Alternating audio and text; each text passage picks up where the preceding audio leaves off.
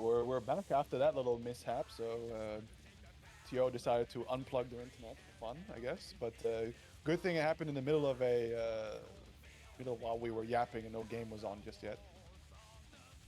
Yeah, back into the top 6 action, or I guess should we say top 5, because we had Large Slat eliminate Koji already, so we have technically 5 players left, out of which next match would be KNE versus Stale Devil. Very classic European bracket matchup. Absolutely. So it's going to be interesting because both of these players really like to gorilla out, right? Especially two gorilla characters face to face. So I almost want to say it's like a luck of the draw who comes out on top, but there is a very exploitable part of the way that Stale Devil likes to play, and if you can tap into that, it kind of just becomes an easier time for yourself to be able to deal with that. But if you let Stale Devil do his game plan and you are no idea what he's doing or how to respond to it, the game ends very quickly. The tricky thing is, I think to counter some of the wild soul play reactively, that by definition you have to be reactive. You have to stop doing whatever you're doing at the moment and wait for it, what is going to come out, and then react to it. And often enough, like, I think that's generally not how KNE prefers to play the game, and not how Jam players in general tend to want to play the game. They want to be the ones taking the initiative. 100%. So we'll see how this plays out as we're getting right into it. Stale Devil versus KNE. And it's going to be the far slash to close it, to take control of the round start, trying to push KNE into the corner, but KNE immediately finding out, pressing a bunch of jump heavy slashes, I guess, just want to try and see if Stale Devil accidentally puts himself in there. Jump over the gun flame. Oh, here comes the faded mid-scream riot stamp that a lot of players struggle reacting to. Yeah, also just the good timing as well to just barely beat out Puffball, right? Maybe with the wrong approach, Puffball will clip you on the right stamp of 10, but RC into DP is also a very interesting choice. Right, cashing out. Ooh, tries to go for the air throw reset. However, KNE with a very nice delay tech timing. One of the strongest tech you could ever pull out in Guilty Gear Xrd. Delay teching. Learn it, abuse it, love it. 100%, but couldn't keep Stale Devil at bay. This is closing out that last round with the throw, clashing DPs, but wasn't fast enough to be able to cancel out into something a little more safer, mainly that zero recovery JHS. And there we see the parry just to cleanly beat out the riot stand. Tries to run right in, just saying no space will be left between me and my victim. I actually forgot if fully charged Ryujin just goes straight through the gun flame. Ooh, skipping past that 2D with the wire seat. Good question. Tries DP again, and there's the red X of shame. Stale Devil has that full stick of butter and just wasn't able to utilize it. At no point did any of the reversals he was looking to connect, and then RC at steel pressure back. Well, connect. Nice spacing there on the round start for Stale Devil. Catches KNE coming out of that jump in with a 2D. Yeah, tries to IB the pressure a little bit, but not quite succeeding. KNE forcing their way back in. There we see a lot of stray hits coming out from both players, but nothing quite landing just yet. And there we go. We see YRC into the DP, finds that meaty 2K and the DP to end it, but no knockdown. Ooh, opting to take the big strike instead of the air throw or the grounded anti-air, or the 6P rather. Wow, what an air throw. Almost magnet hands on this, and the 2D to anti-air basically, completely whiffing the approach, getting that ground throw, tries to YRC after him. Both players just staying barely out of each other's reach, not being able to IB that final puffball, and it's going to be dying to the bow. Definitely looking for that IB on that second puffball to, take away the plus frames. Yeah, still, that round tried to take actually a little more of a reactive kind of stance there, using a lot of just counter poking with 2D, trying to go under KNE's moves, but just wasn't quite able to convert into big hits with that button. Yeah, I think that there may be an interpretation of the way that Stale Devil plays, where it's just this is super scrubby basic Sol stuff, but at the end of the day, there is a thinking brain behind there, and I think there's a method to the madness and why chooses to be more reactive into KNE's jam instead of other characters. Yeah, because it's like even if you're Soul, it's hard. It's kind of hard to just go all Unga against the silverback gorilla herself. The Queen of Unga versus the King of Unga. Here we go. We're gonna see a nice staircase into a very interesting corner carry here. What? Wow, what a pickup. Fortunately dropping for the knockdown, and that gives KNE the opportunity to go straight into tech buttons and finding themselves on set point. And not just any tech buttons, delayed tech buttons. So if you try to chase that with your go-to tech chase timing, you're gonna whiff. Yep. You're gonna get punished for it as well. Just like that early, strong start for KNE, trying to keep him locked. Finds the back hit of JHS, and again, puffball trade. Still Devil bleeding a lot of health, trying to get the funny to connect. You do get a bit of stagger pressure, tries to go for oh, straight into the bow. Is that enough to kill? Yeah. God, that's so smart. So that would strictly ask Stale Devil to burst immediately, but that's dangerous. It's kind of like that's the most common place where they would be baiting the burst, right? Absolutely. Yeah, I mean, I think an interesting one to think about as well is so what this one came from Leapfrog himself when he was teaching me Exert, is that a lot of players like confirm things in hits of 2, right? Hit confirm, or in this case like burst, right? Because it's no player is too fast to react to something on the first hit most of the time, right? Like there's some, I know somebody's like tapping the chat like, I react on the first hit, like I see you, don't worry about it. But most players don't react on the very first hit, and that applies to a lot of different things. So in this case, unless he was going for a reaction from some sort, he was probably looking for that second hit, so that bow was very smart from KNE to instantly deny that. But otherwise, a whiffed ground viper, I'm mashing the burst on that first hit. Yeah, it's kind of like the opponent might just end up dropping their combo. So it's like you're trying to visually confirm that the combo is actually going to happen before you expend that burst in like optimal world. But then, yeah, when the one hit confirm happens, then that's the burst RPS. Absolutely. Now we're going to be going back to our winner's side of business. Finally, the winner's final. So we're heading into the twilight of this Vortex Gallery Guilty Gear EU. And it's going to be PETA versus Leapfrog. So the question is, are we going to be seeing if PETA is going to be going for the Axel or actually the Raven? Because, so PETA definitely a very notorious Axel picker into the Potemkins. But last time, for any of the frequent online watchers, in last Salty EU, PETA decided to go with the Raven into both Potemkin. There were 2 Potemkin players, really nice, Leapfrog among them, and he decided to go for the Raven. And it seemed to work very handily, especially, could go for just the Axel, but nevertheless, the Raven is very much potential, so it's not as clear-cut like this sucks, I will not play it. Yeah, it's a good question, because there's like a universe where if it was Psychedelic Pet, then PDM might think about the Raven. But then if it's somebody else, he might actually think about the Axel.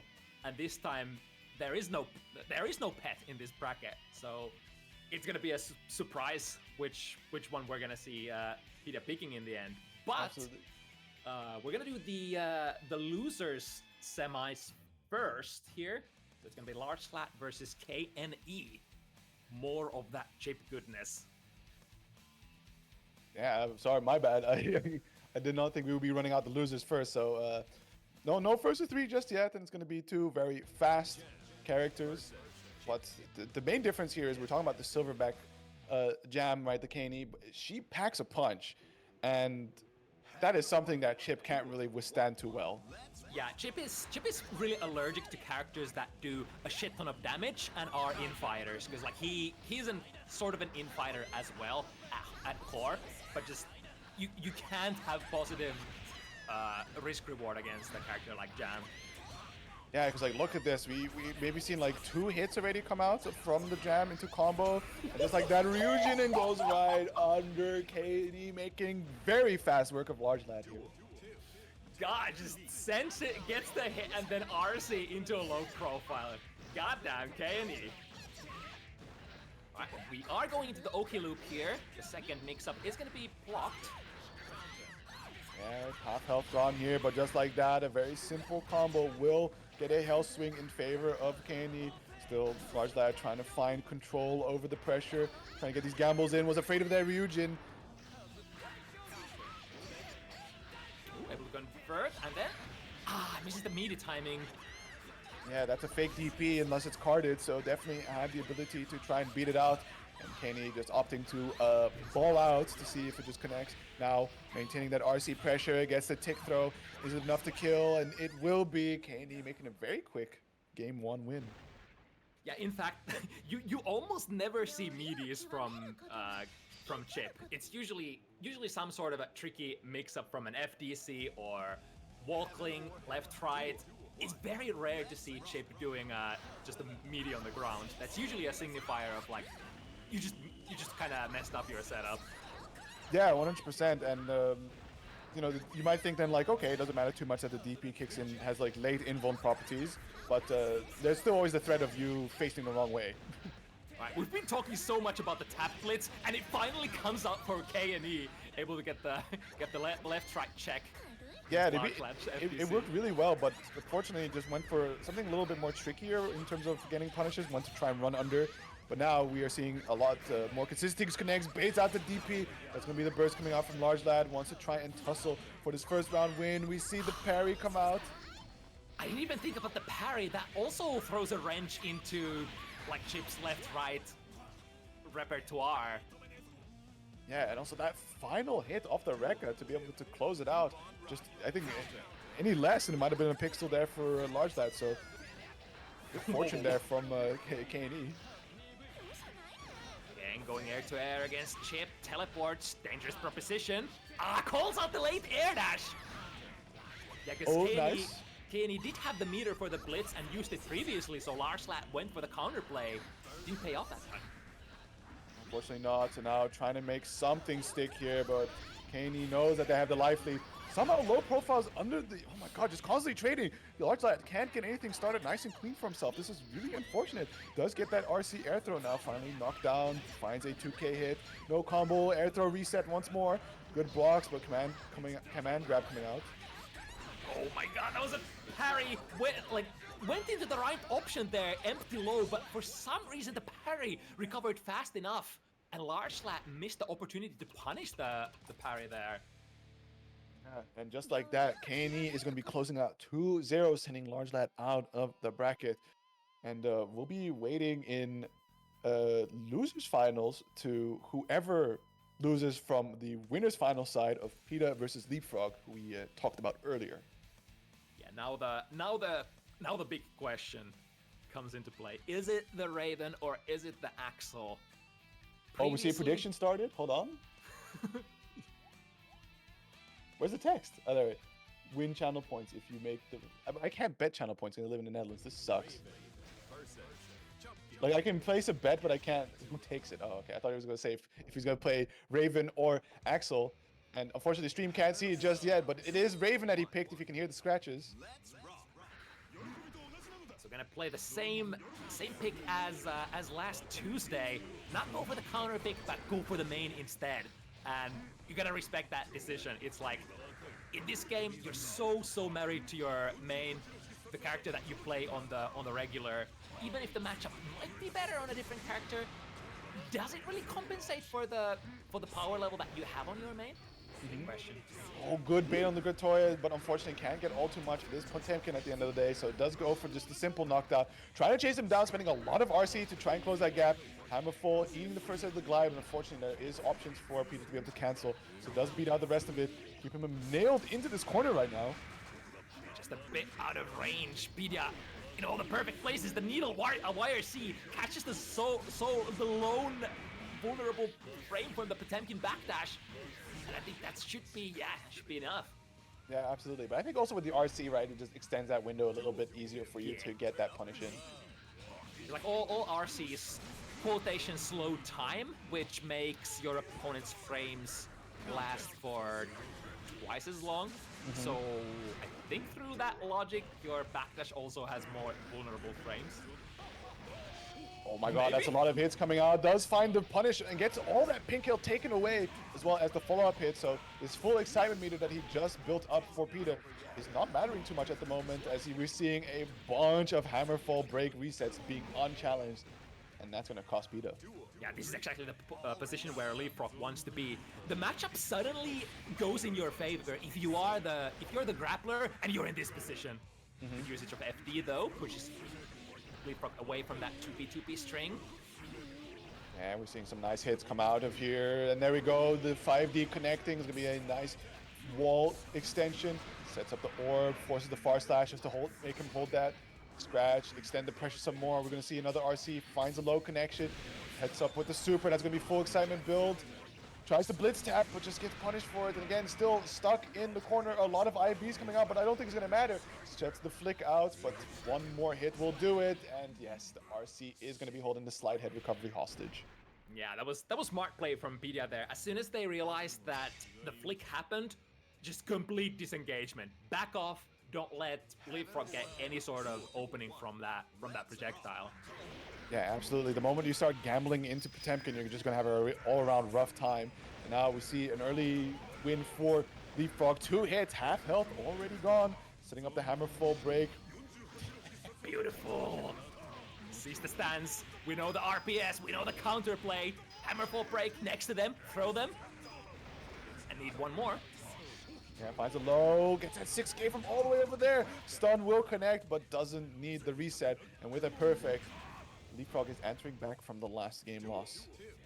I like the variation here. The previous time Pedia just committed to the FD was the 2p string. This time went 2p and then a delayed 2K to catch Pedia low. Goes for it again. Damage already, down to his last bit of health. He is a very heavy guts character, but still, probably one Potemkin hit will do it. This Potemkin hits like a dump truck.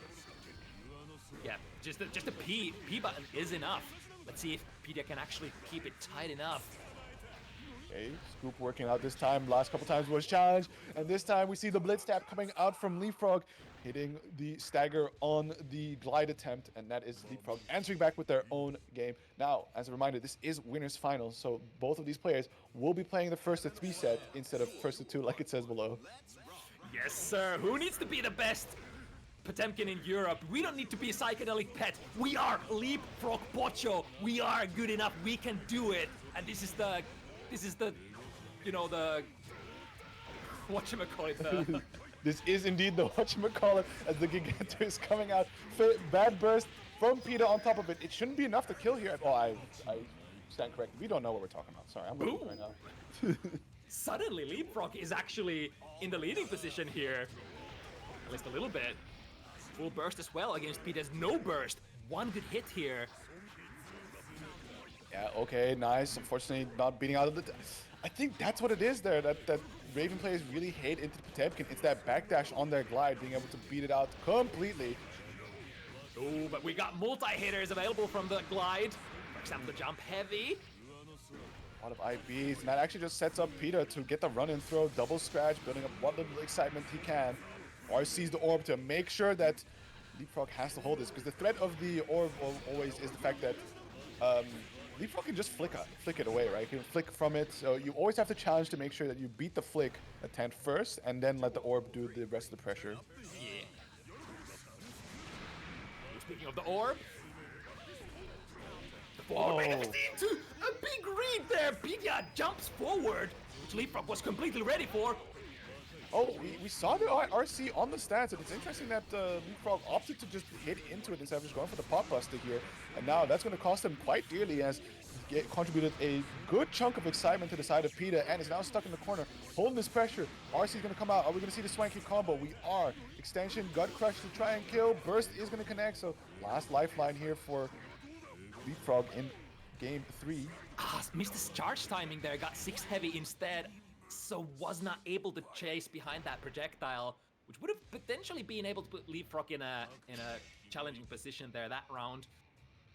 But hey, that kind of stuff happens in competitive play. We gotta leave that behind and concentrate on the game at hand now. Absolutely, it is what it is. So we're going to see what Leapfrog has in store to deal with it. Nice 6B, and just going to opt for an air conversion. Oh no, Tech's out before the ICBM could connect. That would have been great corner carry for the side of Leapfrog. Now stuck in the corner, holding this pressure, tries to get those jump outs. Air Blitz lands into the pop buster. The Leapfrog special! Leapfrog is one of the only players who loves that RPS with the jump in blitz so much. Yeah, that was very fun to play into him when he does that to you. And Leapfrog, one of his favorite quotes from the Potemkin character, or it's an adaptation of a quote from Potemkin, which is "commit to the mind games." Yeah, it's and like playing against one of the best players available in EU, you're generally not like, you can trust that Pida is not gonna miss their like anti-air reaction. It's like if that gets baited, then Pida is like mindful about it and just omitting the anti-air on purpose. Absolutely, and also all those IBs has given Leapfrog hella tension pull, so he's still going to be building up a good gradual amount even after that dead angle, but unfortunately you hate to see it. Dead angle into hits him with the throw bait, and that's going to also be the conversion into door. Unfortunately, a little heavy of a character, so that's going to be a full pickup. Not blocking the glide at the very last frame, and that should be the round for Pida. Pida now on set point on Leapfrog. Blade safe for Leapfrog, save the burst to the last round. Let's see what we can do. Let's see what we can do here. Absolutely, trying to get in there. Just both players kind of playing impatient, but we see the nice cancel, punishing the hammerfall break. Early burst coming out, trying to compete. Nice 2D, gets that knockdown. It's a great call out against the premature glide break into a low.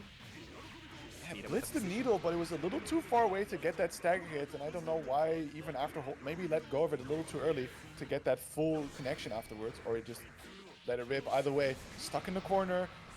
Low on health. This is not looking great for Leapfrog. Still, the silver lining is that Pida has no excitement. Oh, jump off of that was a neutral jump. Out of a forward jump, that would have been a punish. Tries to backdash, and unfortunately 2Ps don't lead into a whole lot, especially a knockdown is exactly what you'd be looking for.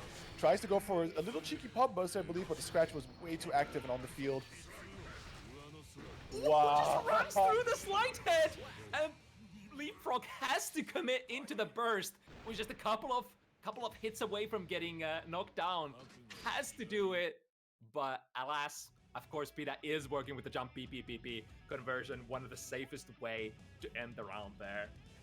Absolutely, so that is going to be Leapfrog heading down into losers finals to face off KNE, while Pida hangs out and waits for the winner in grand finals, sitting there on the winner's side with that comfortable grand finals reset protection. Alright, so Leapfrog and KNE meet during this bracket? I think not. They did. It is Leapfrog that sent KNE initially down to the loser side. Right. Yeah, in the winner's semifinals. So, yeah, I guess Leapfrog. I wonder if they're like that should be a little bit of a mental advantage, perhaps, because you already defeated the opponent once, and now you're just gonna do it again. Yeah, well, it's interesting to see that KNE's hovering the jab still. So I think once they hit that accept button, we'll see if it's intentional indeed. I know only Leapfrog is ready to go at it. Right. If it is the jam, I'm really curious to see, because like the Axel didn't go too okay. It is going to be jam, yes, because the Axel didn't go too poorly all around. But I just think Leapfrog has seen Axels time and again, and it is only KNE's secondary compared to the amount of hours and experience he has on jam. Yeah, the exactly same conundrum that Peter was sort of pondering there. Is it the main or is it the counter pick? Absolutely. So we're going to see what KNE's main is going to do into the Potemkin. Yeah, theoretically, this is, as you might imagine, slightly disadvantageous for a jam. Or Potemkin usually is really good at the positions where jam tends to deal damage. IBs tend to get you throws as Potemkin, stuff like that. And I guess Potemkin is kind of hard to route as well for jam, even though you have some of those like 2D into Potemkin specific conversions. Yeah, 100%. I mean, also the main thing, like you talked about, is Jam putting herself in these positions that Potemkin likes to operate, which is, you know, you're just one of those characters you have to be in your opponent's face, and you're just doing half of the work for the grappler. Whoa! From what range? What?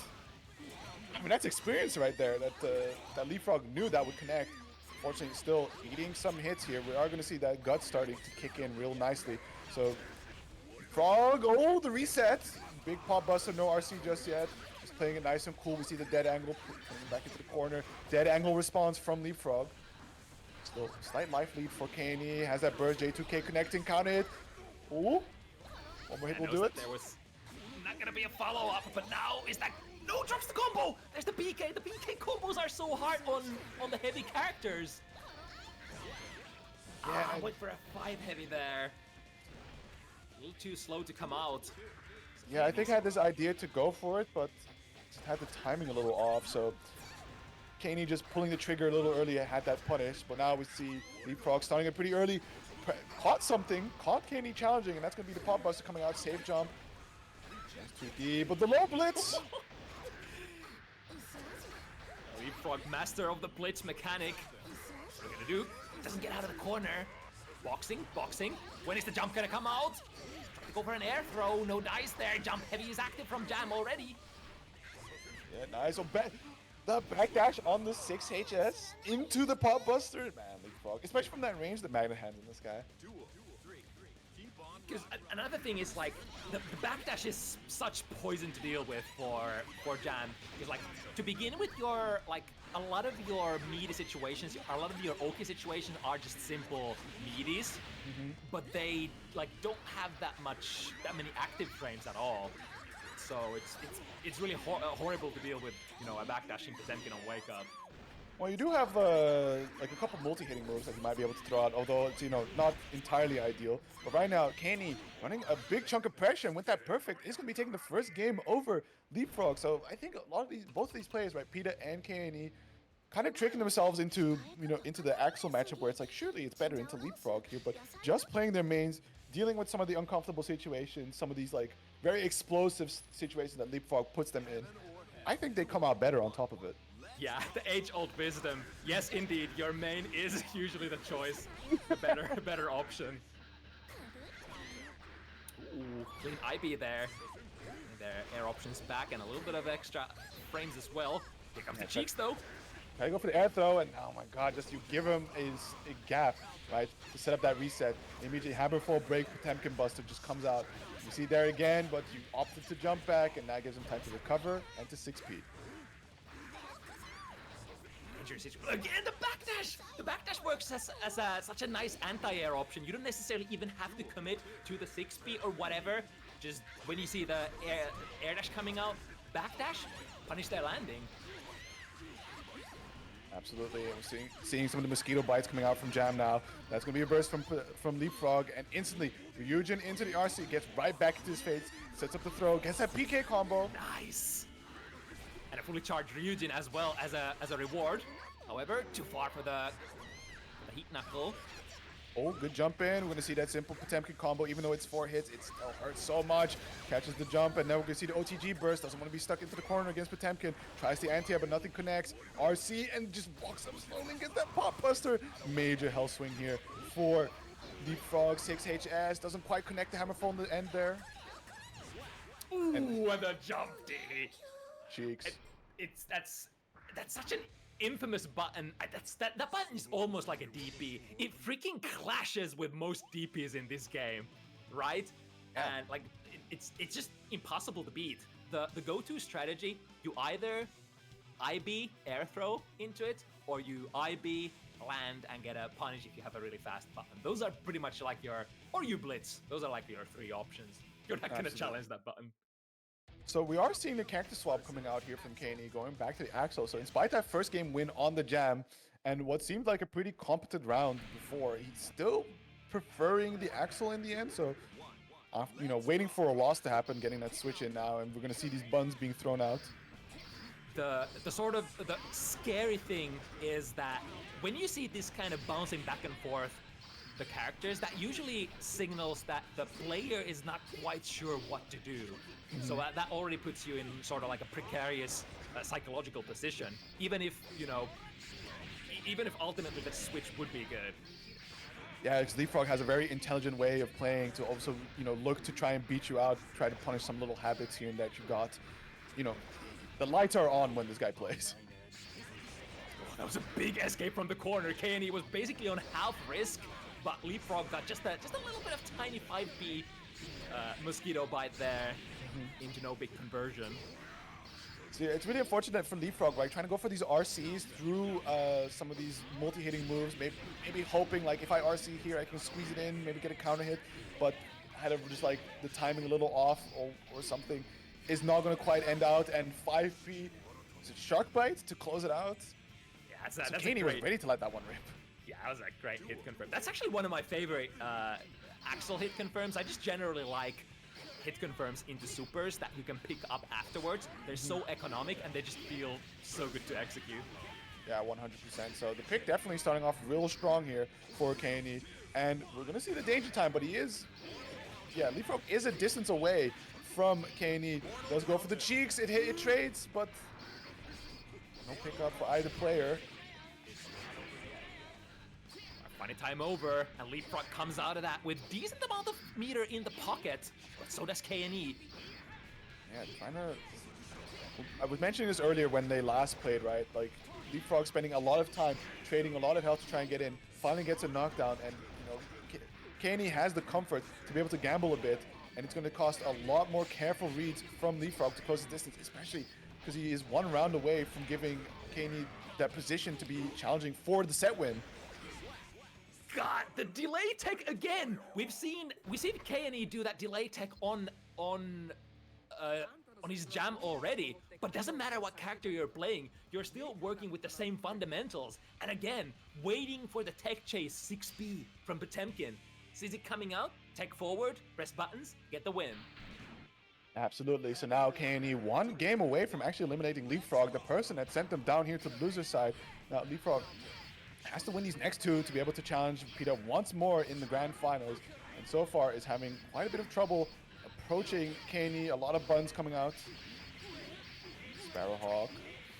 It's tough. It's like if you're gonna wait for too long, then Axel gets the unblockable charge time complete. But if you try to struggle out of it too soon, then your jump starter might get caught by the Sparrowhawk. He hit punish that? Okay. So that's a pretty good health swing there for Leap. Leap now, good chunk of meter, right? Slowly building it up with that walk forward. Reducing the hit, but a little too far away for the 6K conversion.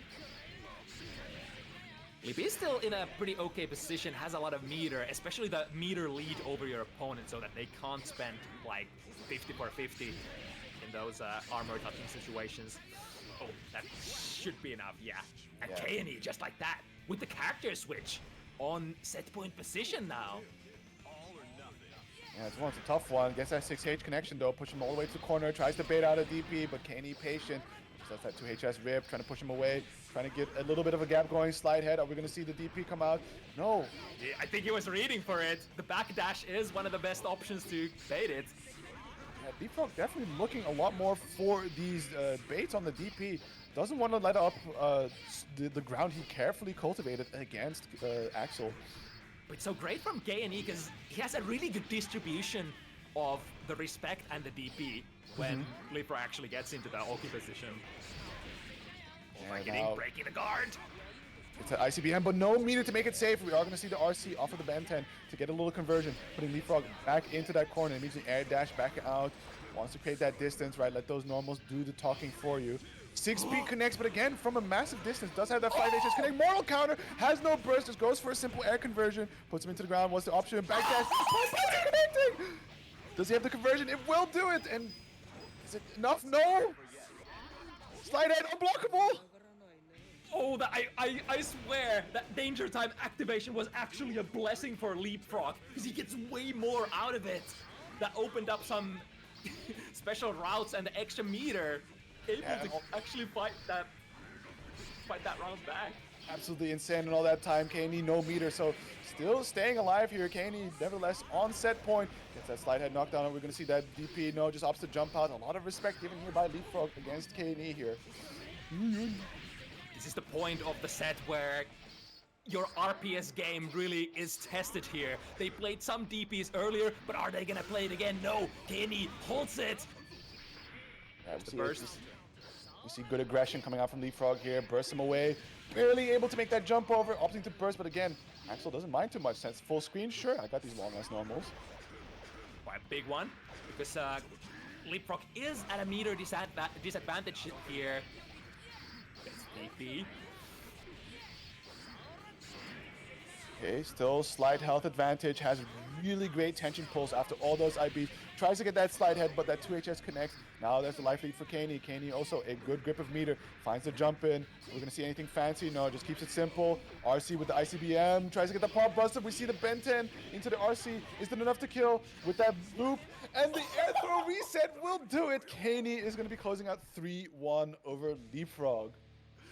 Finally, at the end there, the DP does come out, and I bet Leapfrog was like, all right, he's not doing it. He's not doing it. It's not gonna come out. No, it does come out in the basically the second last interaction there. Oh my goodness. Holy moly. That's fighting games. It's like, use the DP a couple of times at the start of the set, then forget about it, cash out on the respect that you've basically generated, and then go back to it at the very end. That is fighting games. And with that, we have our grand finalists, Peter and Kaney. So as we are going into the final game of this bracket, I think it is good to once again bring your attention towards the Matcherino. We just got the link posted in chat. It is right there. We still got plenty of codes to be claimed, about 32. So if you could go ahead and claim those, that would be mucho apreciado.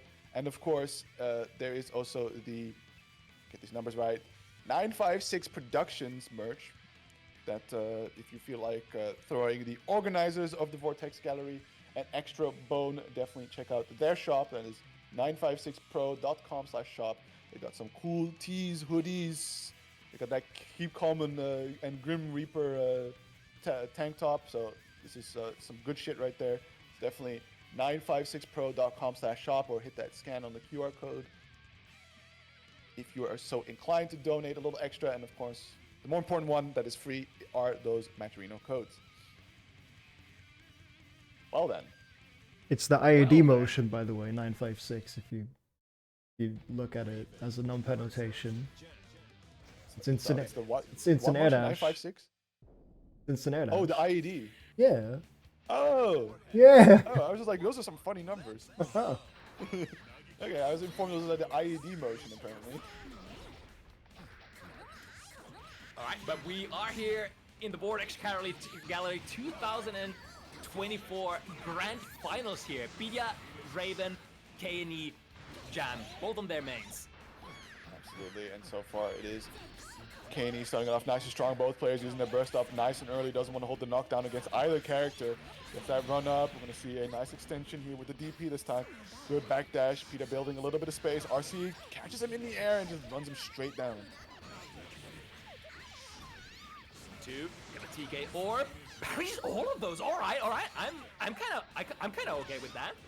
Yeah, you do have to input that multiple times, right? Once you parry the first one, it doesn't automatically parry the follow-ups. That's all manuals. And as long as the orb doesn't have like 4 hits, I think, which is the maximum amount of hits, it's still pretty doable, and you can still get like decent amount of value out of it, instead of just letting, you know, Raven have the. Ooh, look at that pink light. Yeah, and unfortunately, that's not going to be for Kaney to claim, as Peter finds the hit, finds the next hit, finds the orb hit. Not going to be burst from Kaney. Tries to parry the jump in, but yeah, a little too early. Snatches him from the air, and that's going to set up into the combo with the orb that's already standing out. And with enough excitement, also gets the follow-up properties from the command grabs. That's a really classic devious setup. You set up the orb so that the opponent knows it's not meaty. You can jump out of it. But then you combine it with the Wachensweig, which, if they go airborne, it's going to be become unblockable. Absolutely, just snatches him straight out of the air. Start off into game 2 already, so we're moving at a nice blitzing pace here. As Peter, master utilizer of the stance, finds a quick hit in here, in there, builds up a little extra excitement that normally wouldn't be acquired, and And this time we see Kaney using the RC to actually get the punish coming out of the stance. Blitz attempt. Ooh, burst bait. Hold up. All right, we got some value here. Peter working to 50. Not anymore. Slides in, finds a low connection, RC for that extension. That is going to be Kaney bursting, says nice extension, nerd, but unfortunately you love the true combo of bursting into getting hit. Ooh, Oh. look at the pick up. Into. RC? Okay. I think that's an okay proposition because Kaney is so close to that 50 anyway. Yeah, I was probably maybe hoping that somewhere in those bicycle kicks, it would generate enough meter to get that RC, but nevertheless, you know, was able to find the round-winning hit there. Double scratches, again goes for the double parry, but Pida still remembers that interaction, goes for the low and checks it. Absolutely, now dashing right after them. Good. Nice mix-ups, and currently, like, Kaney kind of just losing to the 2K a little bit too much here. I think either expecting a reglide or something, and Peter coming out on top of this, opting to just set up the orb with that Oki. Oh, and the throw shows the very the very most risky option. Is it with the air-to-air? How are we getting out of there? Kaney running out of life and lands straight in front of Pia. Doesn't even have to risk with the big buttons such as like 6B. Just maintain the distance and check them on the landing from safe distance away. Absolutely. What I like from Pita here a lot of times is that he uses the like really long Raven normals to push himself away at a distance, and also that nail on top to just like get that jump back. And that's just outside of Kaney's instant air dash range. And Kaney really likes that instant air dash. The orb. Ooh, okay, getting a little tick of excitement here. Massive life lead for Vidya. Stay on the needle. Oh, oh, oh! It's really hard to actually challenge the instant air dash YRC unless the opponent has Blitz ready to go. There's not usually much that you can do about it. We saw an interesting walk up there from Kaney, but there we go, 6K to challenge, put him into the corner, but 5 heavy slash, just like that. All right, word. Oh, a little too far away for the close slash pickup, but trades in the end going in favor of Pita, and Pita needing that one final game to take the lion's share of the prize pool and win this Vortex Gallery Guilty Gear EU bracket. But will Kaney make the glorious run back and challenge for a grand finals reset? We will see. Ooh, still able to pick it up. Into. Scratch, and wow, 5K on the end here, just right behind him. But still, it is Kaney now finding a little bit of couple hits in here. PK combo, that'll be set up for the double puff ball. We're getting close to a live swing here. Kaney finding the next couple hits. We're seeing mosquito bites. Wires at the very end there. Kaney has a lot of meter to work with, so any big hit would be massive. Gets the cash out on the pink life. Yeah, and great instant air dash over the... Oh, what a backdash for Pita, and just like that, completely swapping the situation entirely. Kaney now stuck in the corner, no burst. We'll use the RC to extend into the air grab, and with that, Pita is going to put themselves on tournament point. God, that's so much damage. Like, you don't understand. This character is a damage character. That's why you go into all of these stances. Pita plays this character completely different from any other European player. High excitement is where it's at, but at the moment, it's Kaney who's running the show. And there we go, the tag into Dragon Kick YRC, gets back straight in there. Pita, no burst here. Another throw, just going for the double. This time just going for the quick knockdown. Has that other knockdown set up. Will extend, and that bow just needs to time it right here. And no, the little sour. I think if it was right dead on, it would have worked, but the 5K stagger pressure will do it. And Kaney answering back with a perfect. Pita is still on tournament point, but Kaney is on that lifeline point. It's a very, very, very big start for Pita. Goes for the DP uncarded, which means that the first active frame is not invul, or rather the startup is an invul. Yeah. Nice parry, good charge, even though it didn't really connect with anything. Nevertheless, gets them out, gets something started. Will burst. I don't know if it denied the card or not, but still, Kaney getting right in there. Doesn't have a knockdown of sorts, so we'll just... Oh no, everything knocks down, I guess. My bad. Ooh, punish there. Still a pickup with all of that excitement. That would have been the depth of KNE. Yeah, it was Took that. a little too close for the command grab, and now stuck in the corner, trying to FD KNE away. Finds an opportunity to jump out, will glide in, connecting, and just opting for some burst save hits, whatever it needs to deny this burst. Down to the final hit, so this burst might be useful. Yeah, great parry on the scratch, but still burst available, and with that final scratch, PETA claims it 3-0 over KNE and is the winner of Vortex Gallery Online number 2024 Guilty Gear Xrd Europe bracket.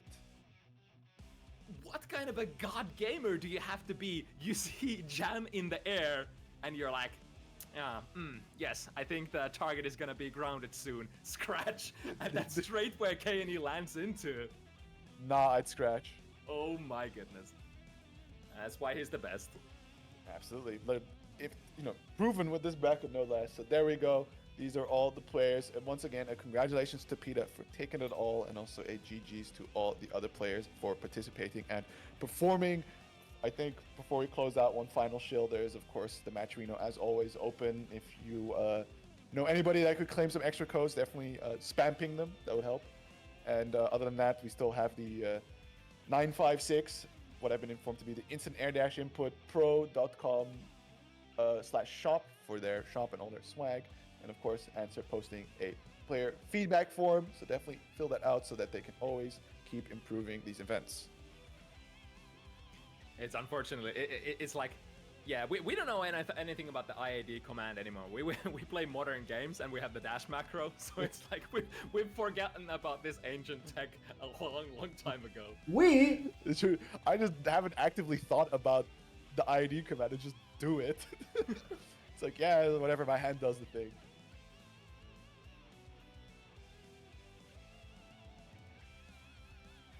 Yeah, I guess, Mr. Answer, would you have us say anything else? Not sure. I'm live now, by the way. So you don't need to repeat what I'm saying. He says he's not sure. Thank you. Yeah, I mean, that was that. It was nice. It was crunchy. Mm-hmm. Had a fun little disconnect, but whatever. Yeah, GG's to everyone. Thank you everyone for playing. Thank you QK and Yuka for lending your beautiful, lovely voices and your minds to this event. And yeah, hit the fucking Matcherino codes. I'll see you salty. True. Also, bun check end of November. Oh, that's real. That's real. I'm not going there. That's like Sag. that's a full day flight or whatever. Really?